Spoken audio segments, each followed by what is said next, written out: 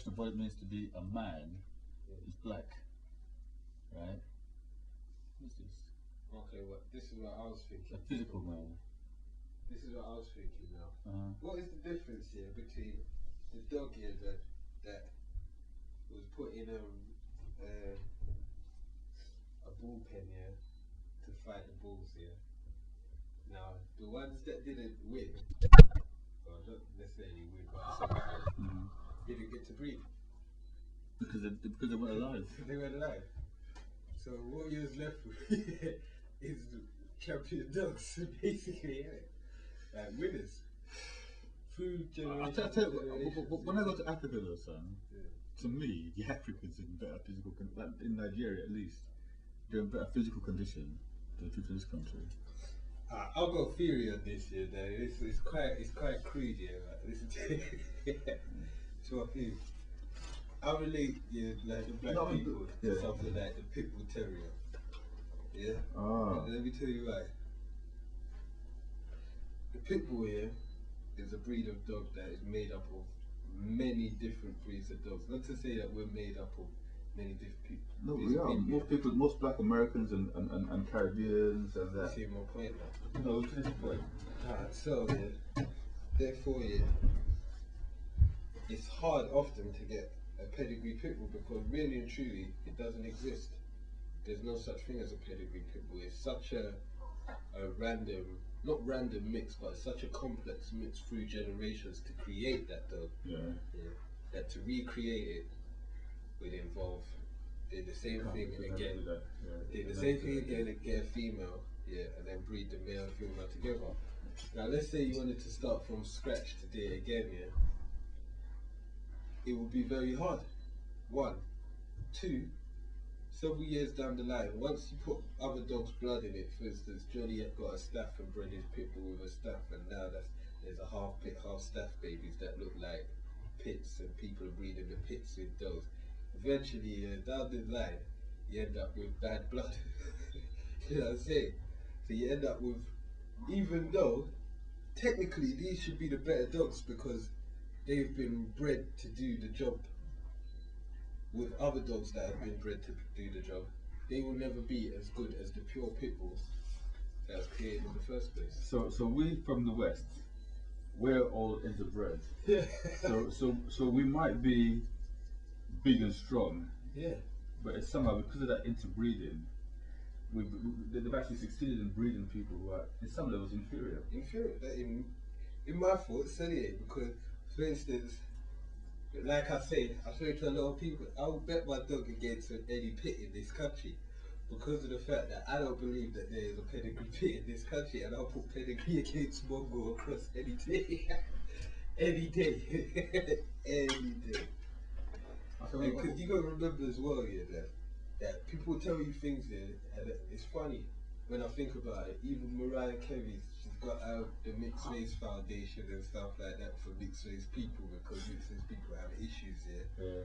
They say the same thing about dogs. Crossbreeds are more likely to switch. Mongols are, you're less likely to know what you're gonna get in terms of temperament, in terms of size, what it's gonna look like. Things like you get a black dog and a black dog, no one's guaranteed not to get white puppies. You know what I'm saying? So that's what. Alright. So take this. Your mum's a PhD. I'll be a PhD soon. I'm a highly educated person. Now, Look at you. Then work it out like this. How long will it take you to get your PhD? How long will it take to get mums? Mine should be right in the middle. Your mum had a PhD before you were born, so. Yeah, exactly. Your mum had a PhD when she was like 30. 30? Yeah, something like that. I should have mine at about 40 something then. I feel, obviously, I'm not saying, but I'm saying using my theory, innit? Yeah, exactly what I'm saying. Not that's literally how it will go, but using my theory, that's my thoughts. I honestly believe in that as well. I honestly believe that in terms of the people, that we've almost been diluted. Or black people? Yeah. And shall I tell you why, in the other hand, that is important to me? Because personally, I feel that if you get 23 chromosomes of 23 from the female, yeah. And for instance, yeah, the 23 chromosomes not from the same organism, yeah. The 46 or whatever, I can't remember exactly how many it is, yeah. They're not from the same organism, yeah. You're left out with gaps, a DNA that doesn't, mutations put in there. Everyone's got mutations, but you end up with stranger mutations and stuff like that. I believe that, honestly. That's what we are, West Indians, we're strange mutations. We are a mutation. Isn't there other positive things about mutations? Yeah, there has to be some. Yeah, obviously. Like what we now call a pure breed. Yeah. At one point was a mutation. It was a mutation. But what your point could be, and this is why I'm not sure whether it's genetic or conditioning, right? Yeah. Is that if you have stability, so if you like have generation after generation of exactly the same, then you start to have ways of behaving that you pass on. You have social, like human beings, you have social structures that you pass on. Yeah. But like us, we've got we haven't got that. That's right. Okay. Now, that's the negative side. That's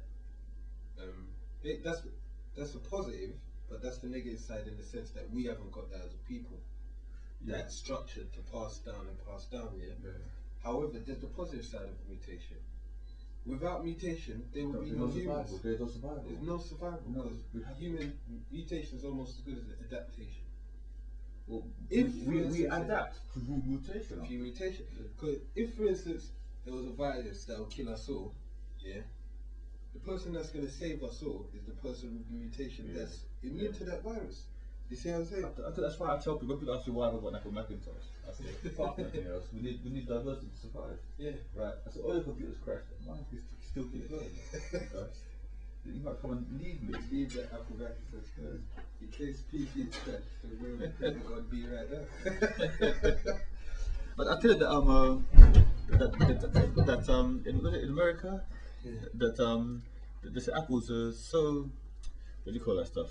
The security is so good, or rather, they don't know how to crack the security so much that in America there's only one place that can crack OS 10, and so they have to go to Canada. There's some institute in Canada, government institute that knows how to. So when people wipe free a disk in OS 10, they can access it, but not even Apple can do it.